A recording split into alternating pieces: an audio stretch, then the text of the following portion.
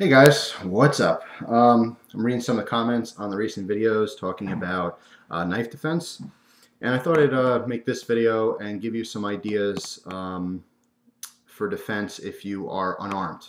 All right, which is probably going to be more common, even some of you guys who carry a knife or a gun. It's not always necessary to use that. Again, going back to excessive force. If someone is unarmed and they present a threat physically just with their body, whether punching, kicking, pushing, whatever. There's a lot of situations that do not call for you drawing any kind of a weapon. You know, something as extreme as a gun or something as less extreme as, let's say, even pepper spray.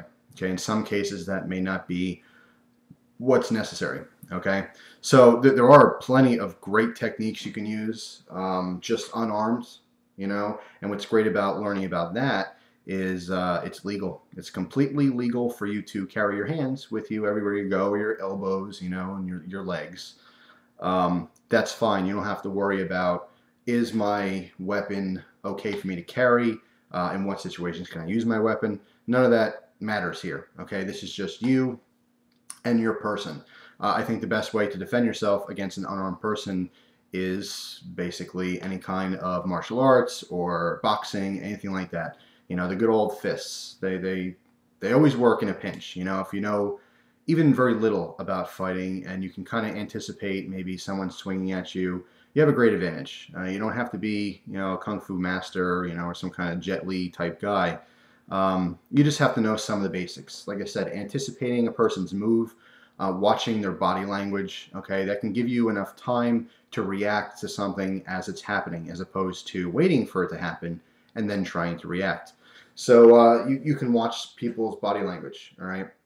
You can see how they're approaching you, what their dominant side is, a lot of stuff. You can kind of size them up, so to speak. You know, and this can all happen in split seconds while you're looking at them. You can see how they present themselves. Like I said, what side's going to be most dominant. If you can figure out by looking at them if they're a righty or lefty, you'll pretty much guarantee that first shot is going to come from the dominant side. If they're righty, keep an eye on the right arm. You know, you'll see where that's going to come up. You know, even a little bit of a twitch in the shoulder. Obviously, it's the progress of lifting the arm to get ready to punch, stuff like that. Keep an eye on their eyes. You know, watch where their hands are. That's always a big thing, the hands. I think there's a term that I've heard of in prison is it's give me 5 feet, or just 5 feet. And that's all I mean. It means someone's approaching you in an uncomfortable manner. You want to make sure that they don't have any bad intentions. You say, give me 5 feet. And if they don't, I don't know if this is something that's real or not, just something I heard. But if they don't react to that and stop, you know that they are intending you harm. And this way you kind of have a little bit of a time frame to react to that. Okay. But your body is a very powerful weapon, okay? And if you start learning about different types of martial arts and boxing techniques and so forth, not so much boxing, but a lot of different self-defense systems, because there are plenty of systems out there. You'll notice that there are certain strengths we have, okay? You don't want to necessarily slap someone. It's not going to be as effective as, saying, using the forearm. You know, parts of our body that you can use that are very, very hard, that will cause you minimal damage. I think a lot of people, you know, could get into a fight and just punch someone and then break their hand. And that happens all the time, you know, hurting yourself in the process of trying to defend yourself. It's very common. But I'm going to give you just a couple ideas. The first thing I can say is a fight's a fight, and fight dirty. And I know that sounds stupid or unfair or maybe immature. Fight dirty. Whatever you have to do. If that means kicking someone in the groin, then so be it. You know, gouging someone's eyes, biting, whatever you have to do. If you're fighting someone to defend yourself, do what you have to do. You're not in a boxing match. You're not going to get points deducted. You're trying to defend yourself. So fight dirty. That's at least my idea behind fighting. I don't care what people say after the fact. I know that I'm not going to be hurt, and I'm going to make sure the other person is hurt. All right, so whatever you have to do. Now, that being said, there are some techniques you can do. First of all, yes, obviously the sight is going to be very important for your opponent or attacker.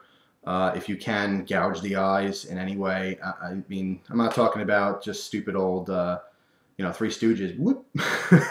I mean, actually, You can do something similar to that and put, clench your fingers together to kind of give you strength and just do a quick jab to the eyes. Sure.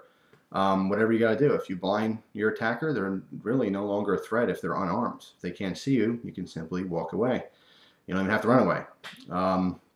But here's two big moves that I think will be extremely, extremely effective. The first one is going for the kneecap. Okay, you want to get rid of the mobility of this person, okay, so that if you do try to get away, that they're not going to chase you or advance you, okay?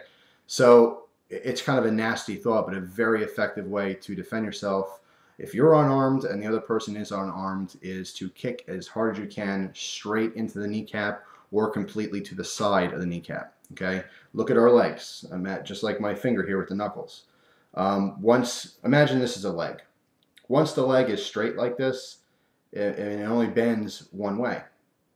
Okay, the finger doesn't bend the opposite direction. Our joints are positioned so we only have a certain amount of mobility and direction.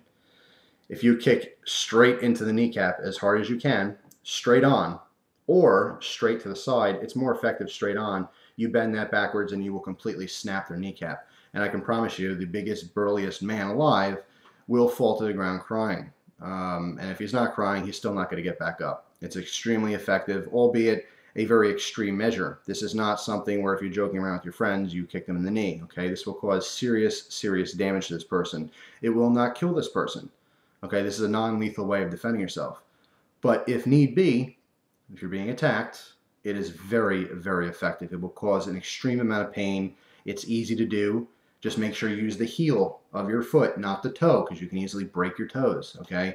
But if you practice this, even against a beanbag or something that's hard, not a wall because you're going to hurt yourself, but, a straight-on kick to the knee, that will be very effective to defend yourself. Another thing is a shot to the ear, okay? Now, what? A shot to the ear? Yes. To do a swinging motion sideways and to use your palm, okay? You make a fist, but you use the palm, not your fingers, not punching, okay, just your palm where you have a lot of strength. Now, be careful, not your wrist, because that will hurt you. But if you get that palm straight on to someone's ear, and this could be very surprising, you go to swing and it looks like a sissy, I'm slapping you, but you connect square with your palm against someone's ear, a lot of things are going to happen. First of all, they're going to lose their hearing right away. Okay, it's going to be like if you heard a gunshot without hearing protection. It just kind of goes blank, or you have a very high-pitched kind of a buzz noise, You throw off their equilibrium, okay? That jostle to the brain. Our brain floats around in juice, all right? And that quick jolt like that will throw your equilibrium off. You will not only lose your vision in most cases, but you'll also lose your balance. Most likely you're going to knock this person out, all right? It's kind of the same concept as using a sap being an impact weapon. Sometimes it's a piece of lead wrapped in leather. And you see this in mafia movies where someone will just go like that and whack someone over the back of the head. Same concept. It knocks the person out. They will completely black out, okay? A sap is a different situation because you could kill someone with that easily. But doing this where you just do the palm into the side of the head like that, square on the ear, it's going to be very, very effective defending yourself. And that person is going to be completely stunned in an immense amount of pain. And it's going to give you the advantage to get away. All right, those are the two major things that I would personally do. There's a lot of different techniques or approaches you can go about defending yourself. You could just go old school if you want and just have a boxing match, try to punch them in the face as much as you can. But like I said, I have no reservations on a fight, and I will fight as dirty as I can to make sure that you are not going to hurt me. All right, so like I said, if that means punching you as hard as I can in your neck, which it sounds pretty gruesome, but whatever I have to do.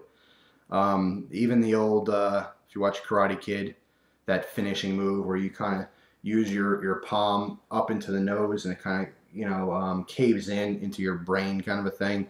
That will certainly kill people, and you can very easily kill someone doing that. If you have to defend yourself lethally, that's an option if you don't have a weapon. But these are not things to be taken lightly. These are not things to joke around about or to play around with your friends or even in a mild fight, because they do have potential to do serious, serious damage to someone's body and cause them an immense amount of pain. So again, it's not to be taken lightly. If someone pushes you on the bus and you don't like them, you don't do these type things to them. Again, it goes back to trying to get away from a bad situation. Don't fight unless you really have no other options. But if this person is bigger than you, or they have a physical advantage over you and you're getting your butt whooped and you feel like they're not going to stop, then these are very, very effective ways to give you the advantage back. Another thing I want to mention too is something I've been taught my whole life is don't let someone's physical appearance intimidate you. All right, there's a saying, the bigger they are, the harder they fall. Okay, a lot of times if there's a big bully of some kind, and I'm not just talking about like school and kids and stuff like that. I'm talking about in real world situations as well. Someone, just a big, tall, husky guy who just thinks that, you know, he can beat the crap out of anyone he wants. It's not necessarily the case. And just because someone's bigger than you doesn't mean that they're going to beat you up or that they can easily overpower you. They might be stronger, but it's really about technique. You don't have to be strong to be an effective fighter. You just know how, you have to know what you're doing. And like I said, above all, you have to anticipate what they're going to do. Because they could be 10 times stronger than you, but if you know what they're going to do before it happens by watching their body movement and their body language, you can counter that and you will not be hurt. Of course, this could take years and years of practice and stuff. And I don't, suggest that you practice fighting for no reason, unless you find the hobby interesting or you want to do some kind of competition fighting. That's cool. I don't do anything like that. I just learn about certain techniques that may give me an advantage to protect myself. So there's plenty of ways you can protect yourself when you're unarmed.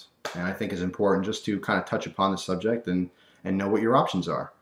Like I said, you may be completely overpowered by someone or even a group of people. If, let's say, you're, the old walking down a dark alley, which you shouldn't be doing, but whatever the situation, it's not just you and someone else. It's an unfair fight. Now, this person involved their friends. Maybe it's 3 people against 1. Definite disadvantage, and doesn't matter how good you are. If you're attacked from all sides, I mean, you got to be some kind of crazy fighting master, like I said, back to a Jet Li type situation where you can really handle yourself against multiple people. But if it's a situation like that, and they're not just slapping you around, they're really, really hurting you, to the point where they may beat you to death, do whatever you got to do. I don't care how nasty or how dirty it is, save yourself, protect yourself. So, yeah, that's pretty much it. Just want to give you a couple ideas or options for a non-lethal, unarmed defense, okay? So it just kind of ties along with the whole little theme lately of defending yourself.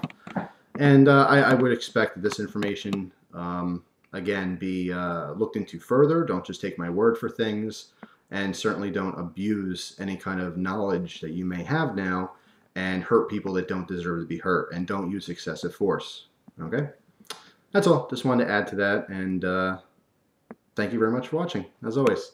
Hope you guys enjoy the rest of your day, and I will see you soon with another video. Take care, guys.